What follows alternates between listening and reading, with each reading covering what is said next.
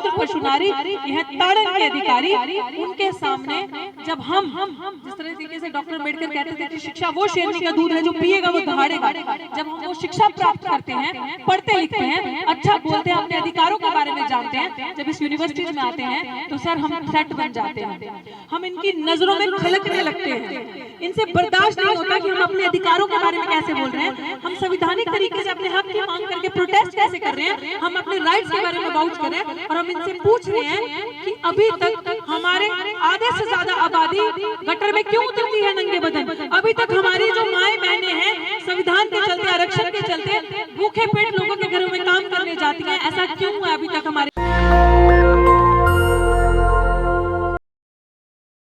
And I think sir, you have proved it very rightly कि जब एक परिवार च किसी ਨੂੰ तकलीफ होती है ते दूजे भरा या भैन उन्हां दी खबर लैन जाते हैं, पूछन जाते हैं, या अगर कोई फैमिली में एक भाई या बहन वीक है, कोई कमजोर है, तो बड़ा भाई जो शक्त है, सक्षम है, वो उसकी देख रेख करने, देखभाल करने या पूछने जाता है, सब ठीक है। And I think you have proved that example today. जब हम छोटे गांव से, छोटे तबकों से उठ के बड़े विश्वविद्यालय में पढ़ने आते हैं, सपना देखते हैं कि हम इस विश्वविद्यालय में जाएंगे, पढ़ेंगे, अच्छा बोलेंगे। मैं आपको सच्ची बात बताऊं तो हमें हिंदी भी बोलना नहीं आती थी, हमें स्पीड वाली अंग्रेजी आती थी और बड़ी मुश्किल से जुगाड़ वाली हिंदी आती थी। हम पंजाबी बोलते थे अच्छे से, बड़े अच्छे तरीके से। पर यूनिवर्सिटीज का ये फायदा होता है कि मल्टीकल्चरल लोग हैं, आपके साथ आते हैं, बैठते हैं, पढ़ते हैं, तो आपको लैंग्वेज सीखने का, जिनके अंदर इंटरेस्ट होता है तो आप लैंग्वेज बोलते हैं। वैसे ही आपने हिंदी सीखी, क्योंकि हमारे हिंदी पे भी लोग हंसते थे, तो हमने ओवर द टाइम ये चीजें सीखी। और समाज की क्रूरताएं ऐसी हैं जो एक क्लास जो अपने आप को अपर कास्ट तबका मानता है, हम नहीं मानते, वो मानते हैं, जो अपने आप को उस सेक्शन में समझता है, जब उन लोगों को जो मनुवादी मानसिकता से ग्रस्त लोग हैं, जिन्होंने हमेशा ये कहा ढोर गवार शूद्र पशु नारी, यह ताड़न के अधिकारी, उनके सामने जब हम जिस तरीके से डॉक्टर अम्बेडकर कहते थे कि शिक्षा वो शेरनी का दूध है जो पिएगा वो दहाड़ेगा, जब हम वो शिक्षा प्राप्त करते हैं, पढ़ते लिखते हैं, अच्छा बोलते हैं, अपने अधिकारों के बारे में जानते हैं, जब इस यूनिवर्सिटीज में आते हैं तो सर हम थ्रेट बन जाते हैं, हम इनकी नजरों में खलकने लगते हैं। इनसे बर्दाश्त नहीं होता कि हम अपने अधिकारों के बारे में कैसे बोल रहे हैं, हम संवैधानिक तरीके से अपने हक की मांग करके प्रोटेस्ट कैसे कर रहे हैं, हम अपने राइट्स के बारे में बाउच कर रहे हैं, और हम इनसे पूछ रहे हैं कि अभी तक हमारे आधे से ज्यादा आबादी गटर में क्यों उतरती है नंगे बदन, अभी तक हमारी जो माए बहनें हैं संविधान के चलते, आरक्षण के चलते भूखे पेट लोगों के घरों में काम करने जाती हैं, ऐसा क्यों है अभी तक हमारे इतिहास में। अभी तक एक ही तबका सुबह उठ के दिल्ली की सड़कों को साफ करता है, पंजाब की सड़कों को साफ करता है, अभी तक ऐसा क्यों है हमारे साथ। हमारे बच्चों के सबसे ज्यादा ड्रॉप आउट रेट्स है। आरक्षण को खत्म करने की जो मांग करते हैं वो ये नहीं सोचते कि इस एक तबके ने तो वैदिक, अगर रिजर्वेशन की बात करें तो एक तबका वैदिक रिजर्वेशन से देखा जाए तो सालों साल पढ़ता गया, सालों साल सिर्फ पढ़ने का अधिकारी उनको था, हमें तो था ही नहीं, हम तो पढ़ने में नहीं जा सकते थे। तो जब हम इस तरीके के सवाल करके अपने रिप्रेजेंटेशन के बारे में पूछते हैं, अपने अधिकारों के बारे में पूछते हैं, हम जागरूक होते हैं, तो सर मैं आपको इसलिए बताना चाहती हूँ, हम इनके थ्रेट पे आ जाते हैं, हम उस हाशिए पे आ जाते हैं जो इनकी आंखों में रड़कते हैं कि अगर इनको इन विश्वविद्यालयों से हटाया नहीं, इन बच्चों को हटाया नहीं, तो ऐसे पता नहीं 1000 पैदा हो जाएंगे, तो 1000 लोग सवाल करेंगे। यही जो डॉक्टर रितु सिंह कर रही है, उस थ्रेट से अपने इंस्टीट्यूशन को, उस थ्रेट से जो ये इनकी एक स्ट्रैटेजी बनी हुई है कि चोर चोर मुसेरे भाई।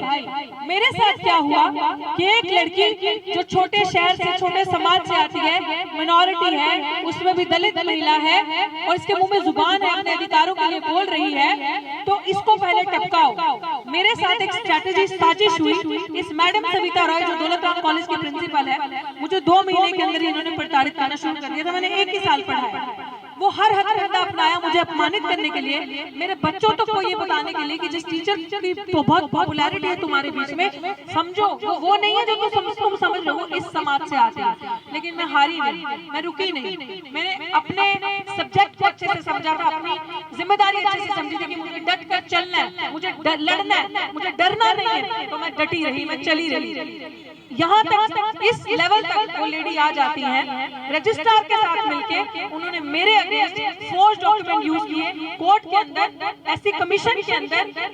इस हद तक ये लोग उतर जाते हैं, जब सीधी उंगली से घी नहीं निकलता तो टेढ़ी उंगली का इस्तेमाल करते हैं। और अंत ये हुआ कि जब इन्वेस्टिगेशन हुई, प्राचा साहब की बदौलत SC/ST एक्ट में FIR दर्ज हुआ, इन्वेस्टिगेशन हुआ तो पता चला जो लेटर मेरे नाम की लिखी थी, जो एक झूठी चिट्ठी बनाई थी कि मैं टॉपिक पे नहीं पढ़ाती, मैं भाषण देती हूँ, मैं क्लास में नॉन दलित दिए वो करती रहती हूँ, वो लेटर फर्जी था। वो बच्चे जो 35 लगाए थे, क्योंकि कोर्ट ने जब सवाल किया, कमीशन ने जब सवाल किया कि एक एनोनिमस चिट्ठी पे आप निकाल दोगे, तो इस मैडम ने उस एक्शन को जस्टिफाई करने के लिए 35 बच्चों की फ्रॉड चिट्ठी बना के वो लगाई।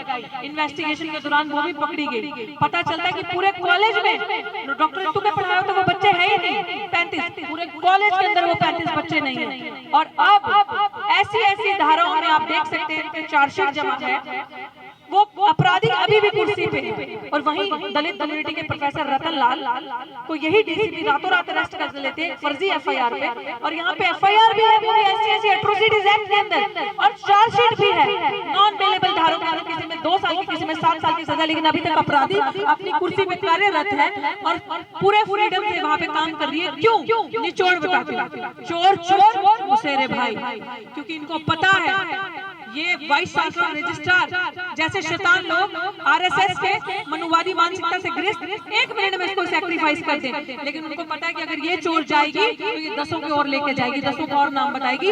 इस कहानी को, इस साजिश में वाइस चांसलर जैसे या और अन्य जो नॉन और अननोन ऑफिशियल्स हैं दिल्ली विश्वविद्यालय के, वो शामिल हैं। सिर्फ अम्बेडकरवाद सच की आवाज दबाने के लिए इन्होंने ये हथकंडा हमारे साथ अपनाया। लेकिन हमने जो पढ़ा है, जो हमारी सिखलाइयां हैं, सच को जितना दबाते हो आप, सत्य को जितना मजबूर करोगे वो उतना मजबूत होता जाएगा। और उसी की ये मिसाल है कि कल हमारे इस प्रोटेस्ट को 50 दिन हो गए and we are going strong, अडिग अटल, हम खड़े हैं। मेरे गुरु साहब ने कहा था, पुरजा कट मरे कभी न छाड़ू खेत। मैं उस इतिहास मेरा है, मैं उस जगह से आती हूँ, अंत चाहे कुछ भी हो, लेकिन मैंने सिर्फ जीत देखी है, मैंने आगे का रास्ता देखा है। इसलिए मैं ये चीज आपको बता रही हूँ क्योंकि हम लोग सदियों से सताए गए। जो लोग भी यहाँ आते हैं एक सबक सीख के जाना। पता नहीं मेरी बात किसी को अच्छी लगेगी या नहीं लगेगी, सच में आजादी के 75 साल हो गए लेकिन हमें कुछ नहीं मिला। हमारे आप देख लो हम कहाँ स्टैंड कर रहे हैं, हमें कुछ नहीं मिला। हमारे साथ अत्याचार हुआ, शोषण हुआ, हमें आज दिन तक गुलामी का एहसास हुआ, कराया जाता है। हमें ये एहसास, और लड़ने मरने वाले कौन थे देश की आजादी में? कौन थे? हमारे लोग, हमारे पूर्वज, वो लोग थे।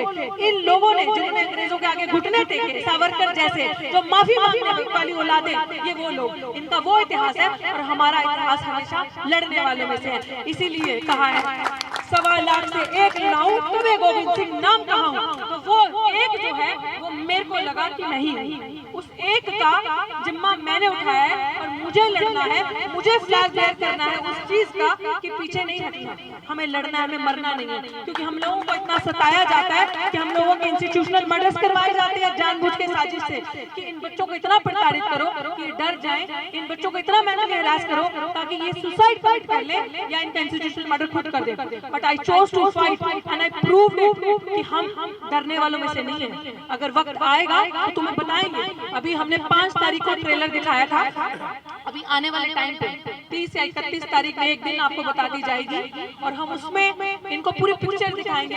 और मान साहब, हमारी हाथ जोड़ के एक रिक्वेस्ट है आपसे, I know it goes without saying, आपने हमेशा कौम की आवाज उठाई है and you are one of the finest leaders जिन्होंने हमेशा आगे आके SC ST OBC मिनॉरिटीज के लिए लड़े हैं। आप हमेशा, चाहे वो इंडिपेंडेंट हो, चाहे वो अपनी पार्टी से, हमेशा आपने जाके आवाज उठाई और दुख सुख में शामिल हुए। आपको हमेशा इस चीज का एहसास रहा है कि अगर कोई मेरे समाज का कमजोर इंसान है तो मुझे उसके आगे नहीं, उसके साथ उसका हाथ पकड़ के चलना है। एंड आप आज यहाँ पे एग्जाम्पल अगेन प्रूव करने आए हैं और जोरदार तालियां बजाएं। और हम ये चाहते हैं कि कुछ हमारे समाज के, बहुत दुख लगता है ये बोलते, लेकिन वो हमारे कैसे जिन्होंने फर्जी नहीं देखा कि पे बैक टू सोसाइटी, जो अम्बेडकर साहब ने कहा था, वो क्या किया कि जब आप पढ़ लिख के आगे जाएं, बाबा साहब ने कहा था मुझे मेरे पढ़े लिखे समाज ने धोखा दिया।